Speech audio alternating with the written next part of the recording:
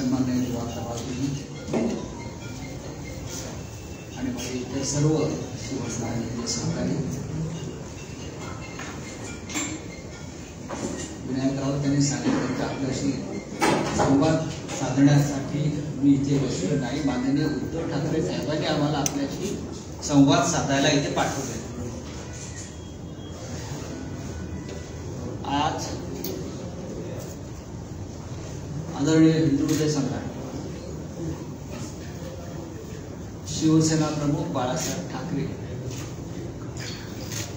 यांचा जन्मदिवस जयंती आहे. माननीय बाळासाहेब ठाकरे हे आज आपल्यात नाही, पण या महाराष्ट्राच्या कणाकणामध्ये ते आजही आपल्याला पाहायला मिळतं. हा महाराष्ट्र आज मराठी माणूस त्याचा स्वाभिमान हा जो शिल्लक राहिला त्याचं श्रेय फक्त माननीय बाळासाहेब ठाकरे यांनाच दिलं जातं आणि म्हणून त्यांना आपण महाराष्ट्राची आणि मराठी मनाची मानवीर असं म्हणतो. समोर बसलेले अनेक जे पत्रकार आहेत त्यांनी कदाचित शिवसेना प्रमुखांना प्रत्यक्ष पाहिलं नसेल किंवा अनुभवलं नसेल. ज्यांनी त्यांना पाहिले आणि अनुभवलंय किंवा ज्यांनी त्यांच्याशी संवाद साधला त्यांना मी भाग्यवान मानतो. आम्ही इथे बसलेले सगळे जे लोक आहोत आम्ही त्यांच्या सहवासामध्ये अनेक वर्ष काम केलं, त्याच्यामुळे आम्ही भाग्यवान. आज साहेबांचा जन्मदिवस आहे आणि नक्की शिवसेना त्यांचा जन्मदिवस वाढदिवस असायचा त्यांचा हा प्रत्येक 23 जानेवारीला अगदी जोशात साजरा करतात आणि त्यानिमित्तानं बाळासाहेब ठाकरेंनी विचार द्यायचे.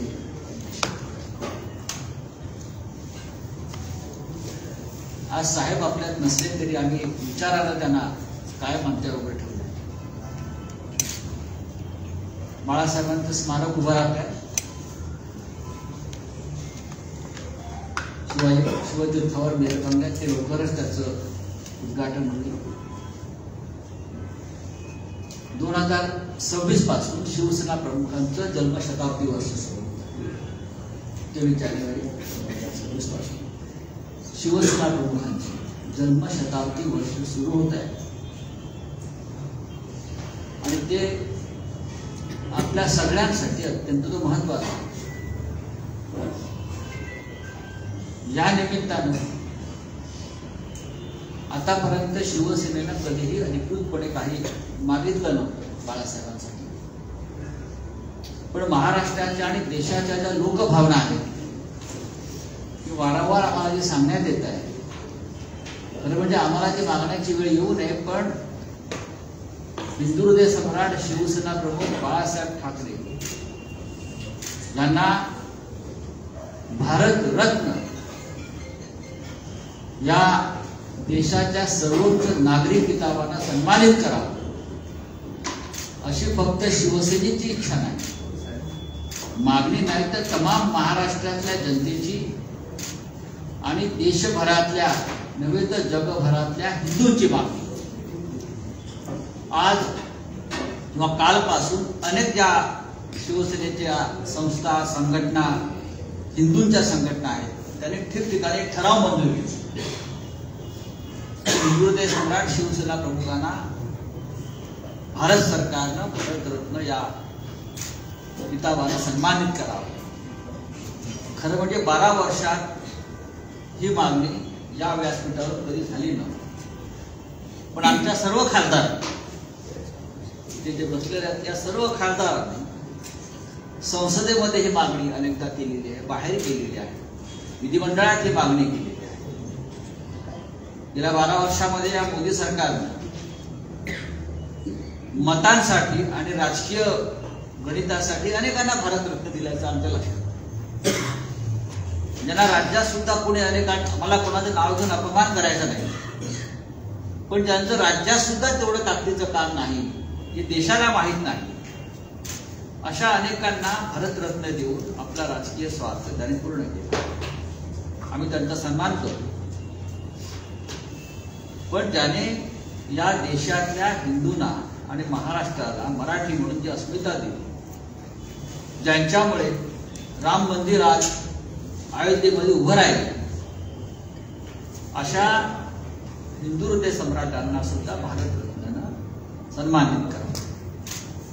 आजच्या दिवशी मला सकाळी प्रश्न विचारला पत्रकारांनी की ज्या देशाचे गृहमंत्री आणि प्रधानमंत्र्यांनी ट्विटरवर माननीय शिवसेना प्रमुखांना आदरांजली अर्पण, तेव्हा मी सांगितलं की त्यांना जर खरंच सन्मान त्यांचा करायचा असेल तर ट्विटरवरती आदरांजली अर्पण करण्यापेक्षा उद्याच्या 26 जानेवारी त्या ट्विटरवरती शिवसेना प्रमुखांना भारतरत्न जाहीर केल्याचा तुम्ही संदेश द्यावा आणि जी महाराष्ट्राची आणि देशातल्या तमाम हिंदूंची मागणी आहे त्यास मान्यता द्या, यासाठी आजची पत्रकार परिषद आहे. आणि मला असं वाटतं यापुढे काही वेगळं सांगावं अशी भूमिका आता नाही.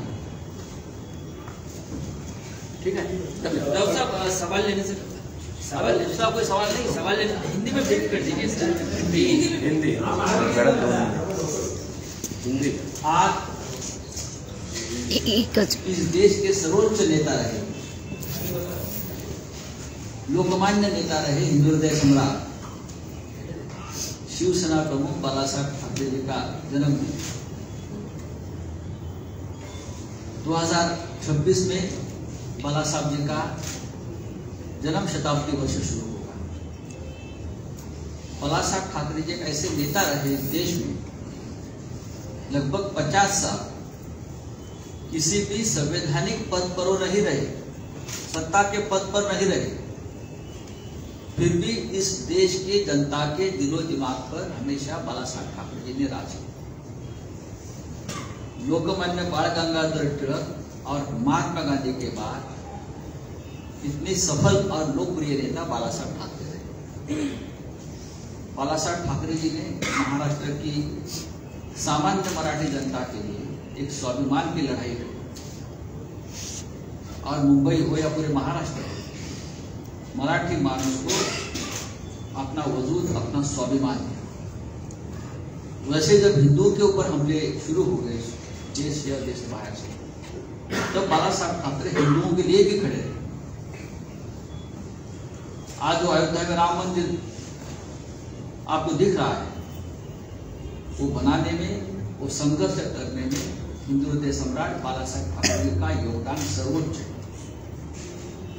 आज बालासाहेब नहीं है, लेकिन हम उनकी विचारधारा से चलते हैं, वो जीवित है हमारे लिए. हमारी ये मांग है, जनता की मांग है, हमारी मांग नहीं.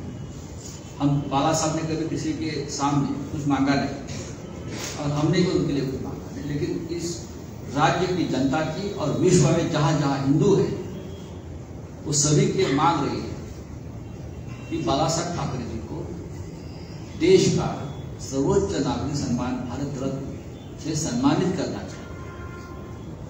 आज मैंने देखा है कि देश के गृहमंत्री अमित शाह जी और प्रधानमंत्री जी नरेंद्र मोदी जी ने ट्विटर पर हिंदू हृदय सम्राट बालासाहेब ठाकरे जी को आदरांजलि अर्पण की. ठीक है, लेकिन आप बालासाहेब ठाकरे जी का आदर करते हो, सम्मान करना चाहते हो, तो तुरंत बालासाहेब जी का सम्मान करिए, भारत रत्न देकर और उनका आदर कीजिए. धन्यवाद. भारतरत्न पुरस्कार असेल किंवा महापुरुष पुरस्कार असेल, हे जर एखाद्या व्यक्तीला द्यायचे असेल तर मुख्यमंत्री म्हणजे महाराष्ट्राचे मुख्यमंत्री यांच्या नेतृत्वाखाली समिती आहे, पुरस्कार समिती, त्यांच्याकडे हा प्रस्ताव द्यावा लागतो. त्यांची शिफारस केंद्र सरकारला होते. मग त्या संदर्भात तुम्ही महाराष्ट्र राज्य सरकारकडे किंवा मुख्यमंत्र्यांकडे या संदर्भात आम्ही मागणी करण्याची गरज नाही, या सरकारला कळत नाही. हा केंद्राचा विषय आहे, केंद्रीय गृहमंत्रालयाचा विषय आहे. पद्म पुरस्कारासाठी अशा प्रकारची शिफारस करावी लागते, खरं आहे. एखाद्या राज्यातून कुणाला भारतरत्न द्यायची शिफारस ते करू शकतात, पण भारतरत्न, पद्मविभूषण हा दुसरा नागरिक सन्मान आहे. हा पूर्णपणे अधिकार देशाच्या प्रधानमंत्र्यांचा आणि गृहमंत्रालयाचा असतो. आतापर्यंत जर तुम्ही ज्या याद्या पाहिलेल्या असाल त्याच्यामध्ये अनेक नेते असे आहेत की ज्यांच्यासाठी राज्यातून शिफारस व्हायची गरज पडली नाही. उदाहरणार्थ डॉक्टर अब्दुल कलाम आझाद राष्ट्रपती, त्यांना कोणत्या राज्याने शिफारस केली तुम्ही सांगू शकाल का? सर्वपल्ली राधाकृष्ण, इंदिरा गांधी, राजीव गांधी, पंडित नेहरू, पी.व्ही. नरसिंहराव, स्वामीनाथन, लता मंगेशकर, भीमसेन जोशी यांना कोणत्या राज्यानं शिफारस केली? MGR असतील, NTR असतील, ही सगळी कर्पूरी ठाकूर असतील. त्यावेळेला बाबासाहेब आंबेडकरांना दिले 30 वर्षापूर्वी. कोणीही भारतरत्नसाठी शिफारस करत नाही. हा सर्वोच्च राष्ट्रीय सन्मान असतो आणि त्याचा निर्णय हा केंद्र सरकारची एक समिती आहे किंवा हा संपूर्ण गृहमंत्रालय आणि प्रधानमंत्री कार्यालयाचा अखत्यारीतला विषय आहे.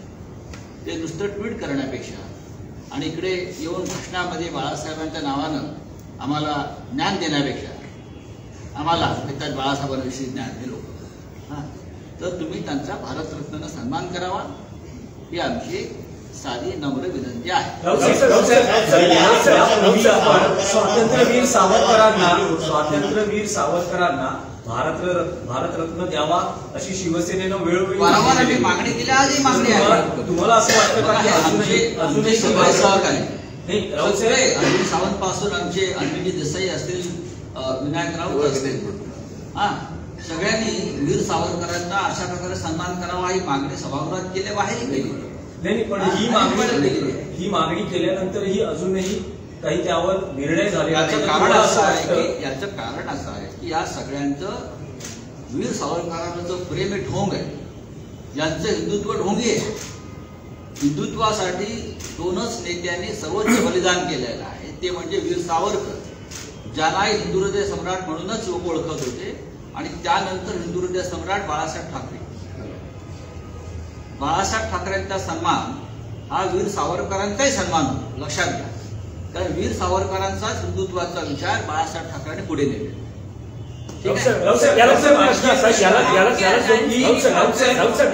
प्रश्न असा आहे की सावरकरांचा सन्मान म्हणजे बाळासाहेब ठाकरेंना ज्या प्रकारे भारतरत्न दिला म्हणजे तो वीर सावरकरांना मिळाला असं मी म्हटलं नाही.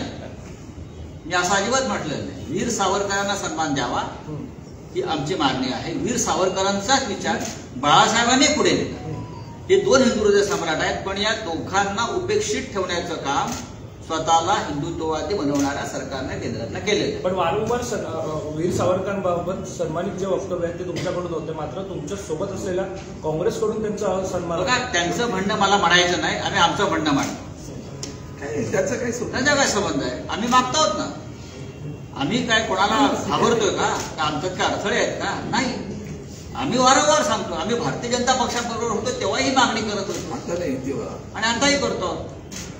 स्वतः तुम्ही जर जुना इतिहास पाहिला तर वीर सावरकरांचा यथोचित सन्मान केंद्रानं करायलाच पाहिजे अशी मागणी स्वतः हिंदू हृदय सम्राट बाळासाहेब ठाकरेंनी केलेली आहे. जसं नसतं एवढं मोठं राष्ट्रीय स्मारक शिवसेना प्रमुखांनी उभं करण्यासाठी सहकार्य केलं नसतं.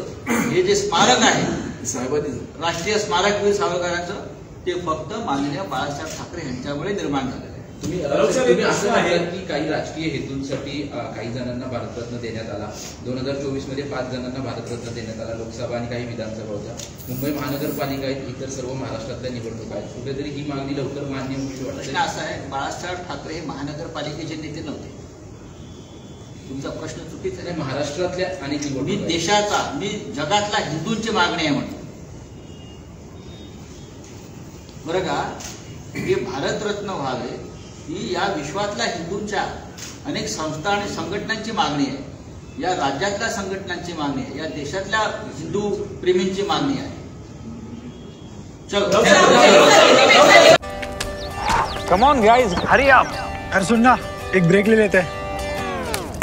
Guys, I am telling you, तुम लोगों को सही से ट्रैकिंग नहीं आता. But that's okay, you can learn. रोज का ढक्कन देना. ये रेड वाला है, सही वाला देना. अबे ढक्कन, पहले तो सही पानी पीना.